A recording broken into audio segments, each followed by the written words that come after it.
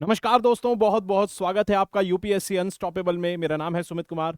और दोस्तों, I hope आप सब लोग अच्छे होंगे और अपने अपने एग्जाम की तैयारी अच्छे से कर रहे होंगे। और अगर आप यूपीएससी की तैयारी कर रहे हैं, जाहिर सी बात है आप में से ज़्यादातर लोग यूपीएससी की तैयारी कर रहे होंगे। और अगर किसी और एग्जाम की भी तैयारी कर रहे हैं तो करंट अफेयर्स आपके लिए इंपॉर्टेंट है। और अगर आप यूपीएससी की एग्जाम की तैयारी कर रहे हैं तो यहाँ पर जितनी भी वीडियोस मैं कवर कर रहा हूँ करंट अफेयर्स की, इसमें मेरी पूरी कोशिश रहती है कि जो लेटेस्ट पैटर्न पर क्वेश्चन आ रहा है उसमें एग्जामिनर के माइंडसेट को ध्यान में रखा जाए। और छोटी छोटी डिटेल्स पे आजकल यूपीएससी जा रहा है। आप देखेंगे कई बार ऐसी ऑर्गेनाइजेशंस के, ऐसी इंटरनेशनल ऑर्गेनाइजेशंस के, ऐसी स्टैट्यूटरी बॉडीज के, यानी कि देश में काम कर रही ऐसी संस्थाओं के नाम उसके अंदर आते हैं जो कि आमतौर पर न्यूज में नहीं रहती, या फिर न्यूज में रहती भी हैं तो हमारा उस पर ध्यान इतना नहीं जाता, क्योंकि वो ऑर्गेनाइजेशंस, वो बॉडीज हमारी किताब में नहीं होती। ऐसी ही एक इंपॉर्टेंट बॉडी आज न्यूज में है। क्योंकि न्यूज में है इसलिए ये इंपॉर्टेंट हो जाती है। एक बहुत बड़े ट्रेन हादसे से ये जुड़ी हुई है, तो ये बॉडी इंपॉर्टेंट हो जाती है। हो सकता है अगले 1 साल के बाद जो एग्जाम होगा उसमें भी पूछ सकता है, क्योंकि ये 2 दशक का सबसे बड़ा ट्रेन हादसा है। और इसमें जो इन्वेस्टिगेशन रेलवे की तरफ से जो बॉडी कर रही है उसको यहां पर देखेंगे कि रेलवे को इंस्पेक्ट कौन सी बॉडी करती है। एक्सीडेंट्स होते हैं, सेफ्टी को यहां पर इंस्पेक्शन और उनका इंश्योर कौन करता है, सेफ्टी कौन इंश्योर करता है। तो यहां पर ये बॉडी इसलिए इंपॉर्टेंट हो जाती है। हम बात कर रहे हैं यहां पर सीआरएस की, ठीक है, कमीशन फॉर रेलवे सेफ्टी। ये एक ऐसी बॉडी है जो रेलवे में होने वाले एक्सीडेंट्स को इंश्योर, उनको इंस्पेक्ट करती है। रेलवे में जो सेफ्टी है उसको इंश्योर करती है, सरकार को रिकमेंडेशन देती है। लेकिन ये रेलवे मंत्रालय के अंदर नहीं आती है, ये आती है मिनिस्ट्री ऑफ सिविल एविएशन। यानी कि जो मिनिस्ट्री हमारे जो सिविल एविएशन के जो हवाई अड्डे हैं, जो सिविल एविएशन की जो उड़ानें हैं, इस पूरे मैनेजमेंट को, पूरे फंक्शंस को देखती है, वो वाली मिनिस्ट्री इसको रेगुलेट करती है, ना कि रेलवे मंत्रालय इस बॉडी को रेगुलेट करता है।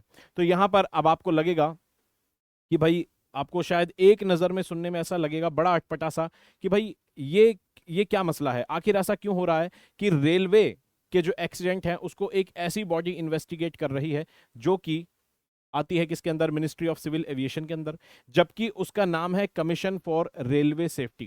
तो आपको लगेगा शायद ये कोई मिसमैनेजमेंट होगा, डिपार्टमेंट्स के बीच में मिसमैनेजमेंट है। ऐसे तो डिपार्टमेंट्स के बीच में तालमेल नहीं होगा। लेकिन अभी इस वीडियो को आगे जब देखेंगे तो आपको समझ आएगा ये एक ऐसी चीज को ध्यान में रखे हुए इस पूरे तालमेल को बनाया हुआ है, ताकि बॉडी दूसरे मंत्रालय में है, इस तरह से बनाया गया ये सिस्टम, ताकि यहां पर आपको समझ आएगा कि सेफ्टी अच्छे से इंश्योर हो सके और उसका मेन कारण क्या है। ठीक है, तो यहां पर देखते हैं ये जो टॉपिक है ये कवर होगा जीएस पेपर 2 के अंदर कवर होगा। क्यों? क्योंकि यहां पर हम एक इंपॉर्टेंट बॉडी की बात कर रहे हैं, एक ऐसी संस्था की बात कर रहे हैं जो कहीं ना कहीं हमारे, जो कहीं ना कहीं रेलवे की सेफ्टी से, हमारे एग्जाम से भी बहुत ज्यादा इंपॉर्टेंट है। जैसे कि यहां पर बात करेंगे, ये स्टैट्यूटरी बॉडी है। क्योंकि एक स्टैट्यूटरी बॉडी है, क्या होती है अभी देखते हैं। तो स्टैट्यूटरी बॉडी है इसलिए यहां पर कवर होगी। साफ साफ लिखा है, जो भी सिलेबस में खुले तौर पर लिखा हो बिल्कुल एकदम सेपरेटली, वो बहुत इंपॉर्टेंट हो जाता है। ठीक है, उसके अलावा जीएस पेपर 4 में भी, एथिक्स के पेपर में भी ये टॉपिक कवर होगा। क्यों होगा यहां पर देख सकते हैं। तो कमीशन फॉर रेलवे सेफ्टी आखिर है क्या? ये एक ऐसी बॉडी है जो कि 1989 का रेलवेज एक्ट जो था, कानून है रेलवेज एक्ट, इसके अंदर ये बॉडी बनी है। ठीक है, ये संस्था बनी है। और क्योंकि ये किसी कानून के तहत बनी है, किसी स्टैच्यूट के तहत बनी है, कानून को इंग्लिश में स्टैच्यूट भी कहते हैं, तो कानून के तहत यानी कि स्टैच्यूट के तहत ये बॉडी बनी है, इसलिए इसको कहते हैं स्टैच्यूटरी बॉडी। उसी तरह से आपने देखा होगा कुछ बॉडीज ऐसी हैं, कुछ संस्थाएं ऐसी हैं जो कि हमारे संविधान में जिनका उल्लेख है, हमारे कॉन्स्टिट्यूशन में जिनका जिक्र मिलता है, कॉन्स्टिट्यूशन में मेंशन्ड है। जैसे कि अगर बात की जाए, अगर आप सीएजी की बात करें, controller and auditor general of India, अगर उसकी बात की जाए तो वो एक क्या है, वो एक कॉन्स्टिट्यूशनल बॉडी है, क्योंकि हमारे संविधान में उसका जिक्र है। फाइनेंस कमीशन कॉन्स्टिट्यूशनल बॉडी है। लेकिन कुछ बॉडीज जो कि किसी कानून के तहत बने उसको कहते हैं स्टैट्यूटरी बॉडी। उसी तरह से कुछ बॉडीज होती हैं जो कि ना तो स्टैट्यूटरी होती है ना ही कॉन्स्टिट्यूशनल होती है, वो बनती हैं एग्जीक्यूटिव रेजोल्यूशन या फिर एग्जीक्यूटिव के ऑर्डर के तहत। ठीक है, तो ये एक स्टैट्यूटरी बॉडी है। एक बॉडी का मुझे कमेंट बॉक्स में नाम बताएंगे, कौन सी ऐसी बॉडी है जो कि ना तो एक स्टैट्यूटरी बॉडी है ना ही एक कॉन्स्टिट्यूशनल बॉडी है, वो बनी है एक एग्जीक्यूटिव रेजोल्यूशन के तहत, उसका नाम मुझे बताएंगे। तो ये रेलवे एक्ट 1989 के तहत बनी है। साथ ही में इसका हेडक्वार्टर जो है वो लखनऊ के अंदर स्थित है। इसका एडमिनिस्ट्रेटिव कंट्रोल, यानी कि ये जो बॉडी है ये रेलवे में होने वाले एक्सीडेंट्स को इंस्पेक्ट करती है, साथ में रेलवे की सेफ्टी को इंश्योर करती है। लेकिन इसका कंट्रोल किसके पास है? मिनिस्ट्री ऑफ सिविल एविएशन के पास है। यानी कि जो इसके जो इनके ऑफिशियल्स होंगे, जो पर्सनल्स होंगे, जितने भी अधिकारी होंगे, उनका रेगुलेटरी जो कंट्रोल है वो किसके पास होगा? मिनिस्ट्री ऑफ सिविल एविएशन के पास। ठीक है। What is the conflict of interest? यहां पर अब सवाल उठता है कॉन्फ्लिक्ट ऑफ इंटरेस्ट क्या है। क्यों सवाल इसलिए उठा? क्योंकि ये जो मैकेनिज्म बनाया गया है कि रेलवे के एक्सीडेंट्स को कौन इंस्पेक्ट कर रहा है? ऐसी बॉडी जो कि मिनिस्ट्री ऑफ सिविल एविएशन के अंडर आ रही है, उसके द्वारा रेगुलेट की जा रही है। ये मैकेनिज्म जो बनाया गया है ये इसलिए बनाया गया है ताकि कॉन्फ्लिक्ट ऑफ इंटरेस्ट को अवॉइड किया जा सके, ताकि कॉन्फ्लिक्ट ऑफ इंटरेस्ट को अवॉइड किया जा सके। अब कॉन्फ्लिक्ट ऑफ इंटरेस्ट क्या होता है? तो कॉन्फ्लिक्ट ऑफ इंटरेस्ट एक ऐसी कंडीशन होती है, एक ऐसी सिचुएशन होती है जहां पर अगर कोई व्यक्ति किसी चीज में डिसीजन ले रहा है, कोई बॉडी, कोई संस्था या फिर कोई व्यक्ति, मान लीजिए कोई अथॉरिटी को एक्सरसाइज कर रहा है, अपनी पावर को एक्सरसाइज कर रहा है, अपनी ड्यूटीज को डिस्चार्ज कर रहा है, तो ऐसे केस में अगर यह सवाल खड़ा होता है कि वो व्यक्ति अगर उसमें, उस बॉडी में, उस व्यक्ति में अगर कॉन्फ्लिक्ट ऑफ इंटरेस्ट है, तो वहां पर हो सकता है उसके डिसीजन, उसके फैसले पूरी तरह से न्यूट्रल या पूरी तरह से अनबायस्ड ना हो। यानी कि अगर कहीं पर कॉन्फ्लिक्ट ऑफ इंटरेस्ट है तो वहां पर एक ऐसा फैसला लिया जा सकता है जो कि जस्टिस ना करे। जैसे फॉर एग्जांपल, अगर आप ही गलती करें, आप ही कानून तोड़ें और आप ही अपने केस में जज बन जाएं, तो यहां पर एक कॉन्फ्लिक्ट ऑफ इंटरेस्ट देखने को मिलेगा। यानी कि interest in serving the justice और पर्सनल इंटरेस्ट, कहीं मैं खुद को कैसे सजा दे सकता हूं या खुद को कोई सजा दे सकता है, तो यानी कि यह है कॉन्फ्लिक्ट ऑफ इंटरेस्ट। अब यहां पर आप देख सकते हैं, अगर ऐसी संस्था हो जिसका एडमिनिस्ट्रेटिव कंट्रोल रेलवे के ही अधिकारियों के पास हो, रेलवे मंत्रालय के अधिकारियों के पास हो, या फिर रेल मंत्री के पास हो, कुल मिला के रेलवे मंत्रालय जो है रेल मिनिस्टर के पास होगा। रेल मंत्रालय ही गलती करता है, रेल मंत्रालय से ही कोई चूक होती है, कुछ वहां पर करप्शन होता है, कुछ भी होता है, उसकी वजह से ट्रेन हादसा हो जाता है। अब रेलवे के अधिकारियों की गलती से होने वाले हादसे को कौन इंस्पेक्ट करेगा? रेलवे के ही अधिकारी। तो यहां पर एक कॉन्फ्लिक्ट ऑफ इंटरेस्ट है कि कहीं अगर कल को हादसे के बाद रेलवे के ही अधिकारी अपनी से खुद होने वाली चूक को अगर इंस्पेक्ट करेंगे, तो हो सकता है वहां पर जो फैसला आएगा वो एक पूरी तरह से अनबायस्ड यानी कि न्यूट्रल फैसला नहीं हो सकता। बाद में सवाल खड़े हो सकते हैं इस इंस्पेक्शन पे। तो इस चीज को अवॉइड करने के लिए, इस कॉन्फ्लिक्ट ऑफ इंटरेस्ट को अवॉइड करने के लिए यहां पर इस बॉडी को रखा गया है, किसमें? मिनिस्ट्री ऑफ सिविल एविएशन के अंडर। तो ये होता है कॉन्फ्लिक्ट ऑफ इंटरेस्ट, जो कि आपको जीएस पेपर 4 में भी दिखेगा।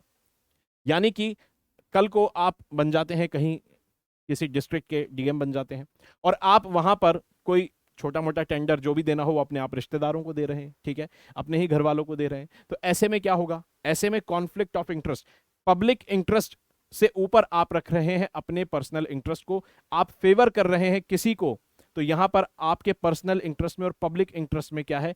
कॉन्फ्लिक्ट यहां पर दिख रहा है। तो यह है कॉन्फ्लिक्ट ऑफ इंटरेस्ट। ठीक है।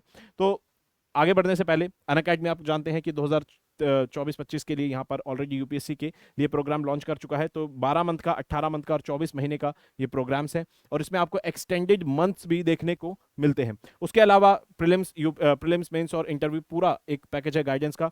मेंटोरशिप भी मिलेगी, ठीक है, 5 जून से शुरू हो चुका है। साथ ही में आप ईएमआई पर भी कोर्स ले सकते हैं। उसके अलावा ऑप्शनल के, सभी ऑप्शनल के यहाँ पर बैचेज आपको देखने को मिलेंगे। और उसके अलावा अगर आपको स्कॉलरशिप चाहिए तो यहां पर एग्जाम होता है स्कॉलरशिप का, आपकी परफॉर्मेंस के हिसाब से आपको 90% तक यहां पर स्कॉलरशिप मिल सकती है।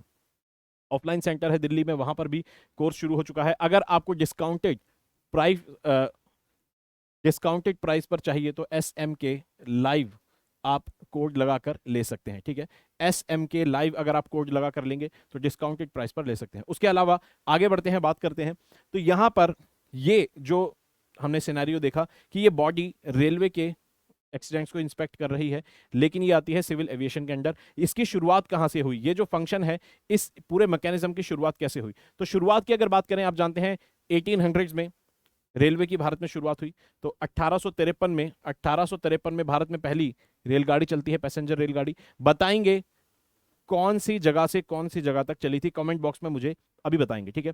उसके अलावा यहां पर देखते हैं, जब यहां पर रेलवे का ऑपरेशन इंडिया में शुरू हुआ 1800s में, यहां पर शुरुआत में जो इंस्पेक्शन का काम था, सेफ्टी को इंश्योर करने का काम था, वो प्राइवेटली हायर्ड जो ऑफिशियल्स थे, अधिकारी हुआ करते थे, प्राइवेट इंजीनियर्स, उनको कंसल्टिंग इंजीनियर्स कहा जाता था, उनके हाथ में दिया गया। इसके बाद के कुछ समय में सरकार ने, ब्रिटिश सरकार जो थी, उसने रेलवे का मैनेजमेंट अपने हाथ में ले लिया, रेलवे के ऑपरेशंस को अपने हाथ में ले लिया, और फिर जो कंसल्टिंग इंजीनियर्स थे, यानी कि जो प्राइवेट इंजीनियर्स थे, वो यहां पर उनकी नौकरी अब कैसी हो गई, सरकारी नौकरी हो गई, और इसलिए वो गवर्नमेंट इंस्पेक्टर्स कहे जाने लगे।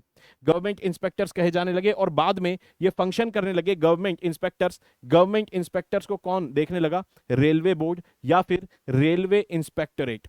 रेलवे इंस्पेक्टोरेट एक डिपार्टमेंट था जो कि रेलवे बोर्ड के अंदर था, जो कि रेलवे इंस्पेक्टर्स जो थे, गवर्नमेंट इंस्पेक्टर्स, इनको रेगुलेट करता था। यानी कि अभी भी जो इंस्पेक्टर्स थे वो रेलवे के अंडर ही थे, और 1905 में ऐसा किया गया था।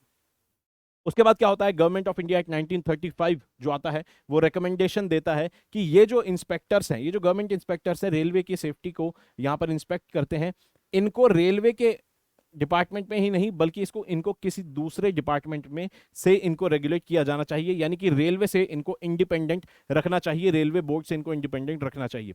उसके बाद 1939 के अंदर चीफ इंस्पेक्टिंग ऑफिसर थे AHL माउंट।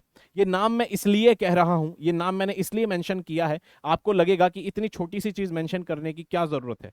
दोस्तों, यूपीएससी में अगर आप इस बार का क्वेश्चन देखेंगे 2023 का, तो 2023 में कुछ नाम दिए हुए थे, कुछ ब्रिटिश ऑफिसर्स के नाम दिए हुए थे, और पूछा हुआ था कि बताएंगे ये किस डिपार्टमेंट से जुड़े हुए हैं, आर्कियोलॉजिकल सर्वे से जुड़े हुए, रेलवे से जुड़े हुए हैं, या फिर और भी ऑप्शन उसमें थे।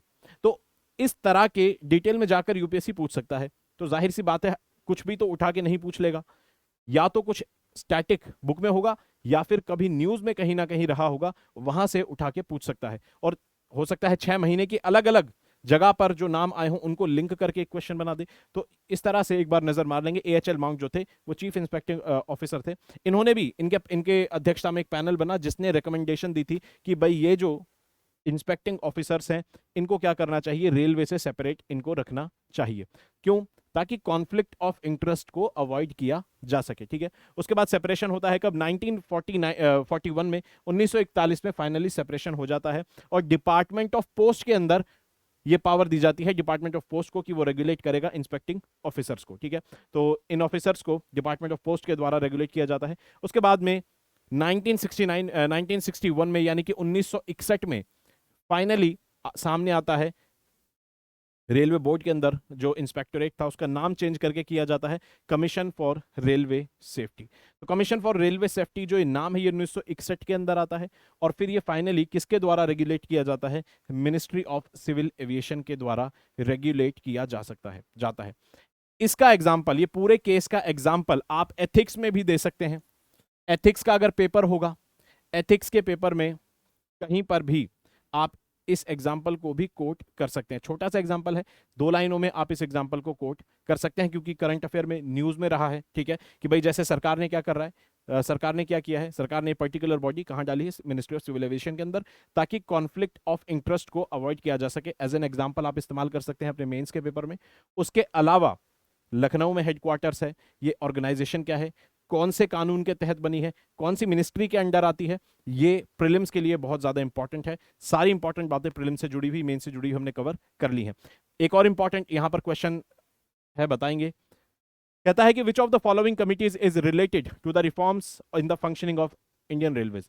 इंडियन रेलवे के फंक्शनिंग में रिफॉर्म से जुड़ी हुई इनमें से कौन सी कमिटी है, ठीक है। तो तारापुर कमिटी, सी रंगराजन कमिटी, विवेक देब्रॉय कमिटी, या फिर तेंदुलकर कमिटी। तो सही जवाब है इसका विवेक देब्रॉय कमिटी, जो कि 2015 में बनाई गई थी, 2015 में बनाई गई थी, जिसने रिकमेंडेशन दी थी कि अलग अलग सर्विसेज को रेलवे में मर्ज करके इंडियन रेलवे मैनेजमेंट सर्विसेज यानी कि IRMS बना दिया जाए। यानी कि डिपार्टमेंट, अलग अलग जो बहुत सारे डिपार्टमेंट्स बने हुए हैं रेलवे का, उन सबको खत्म करके एक सिंगल सर्विस बनाया जाए ताकि कोऑर्डिनेशन बेटर रेलवे में हो सके। विवेक डेब्रॉय कमेटी, इससे पहले भी कई कमिटीज थी जैसे कि सैम पित्रोडा कमेटी, ठीक है, और अन्य कमेटियों ने ये रिकमेंडेशन सेम दे चुके थे। तो 2015 की लेटेस्ट है, इसलिए आपको पता होना चाहिए, विवेक डेब्रॉय कमेटी, ठीक है। तो दोस्तों ये थी पूरी वीडियो। आई होप वीडियो अच्छी लगी। वीडियो अच्छी लगी तो वीडियो को लाइक करेंगे, चैनल को सब्सक्राइब करेंगे, पढ़ते रहेंगे, अपना ख्याल रखेंगे।